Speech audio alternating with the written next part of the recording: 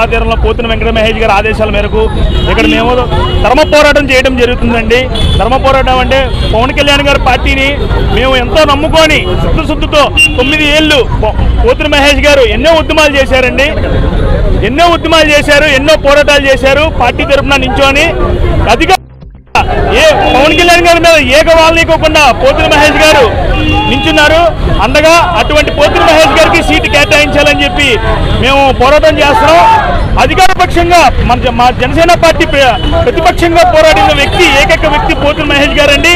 పశ్చిమ నియోజకవర్గంలో జనాలందరూ కోరుకునేది పోతిన మహేష్ అనే వ్యక్తి ఉంటే బాగుంటుంది, రాబోయే తరాలకు బాగుంటుంది, నియోజకవర్గం బాగుంటుంది అని చెప్పి ఇక్కడ కేటీ రోడ్డు మీద కూడా మా మహేష్ గారు పోరాటం చేశారండి. ఈ ఒక్క రోడ్డు వేయడానికి 2 ఏళ్ల సమయం పట్టింది.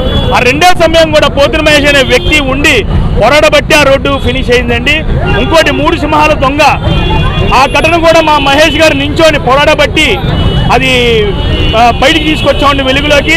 అలాగే అస్లాం కేసు విషయంలో కూడా అది ముమ్మాటికి హత్య అంటే ఆయన్ని అరెస్ట్ చేయడానికి కూడా ఇచ్చేస్తే దేనికి లెక్క చేయకుండా కూడా ఆయన నించొని మైనారిటీ ముస్లిమ్స్కి ఆయన ఎంతో పోరాడి అది ముమ్మాటికి హత్య అని చెప్పి తెలియపరిచారండి మహేష్ గారు. ఇలాగ ఎన్నో ఉద్యమాలు పోరాటాలు చేశారు ఆయన. అటువంటి మహేష్ గారికి సీటు కేటాయించవలసిందిగా పవన్ కళ్యాణ్ గారి మీ విజ్ఞప్తి. మీరు అటువంటి మంచి వ్యక్తుల్ని వదులుకోకూడదు సార్. మీకు మహేష్ గారు ఏంటో తెలుసు, ఆయన ఉద్యమాలు ఏంటో తెలుసు. దయవించి ఒక విన్నపం, మాకు పశ్చిమ సీటు కేటాయించవలసిందిగా కోరుకుంటున్నాం.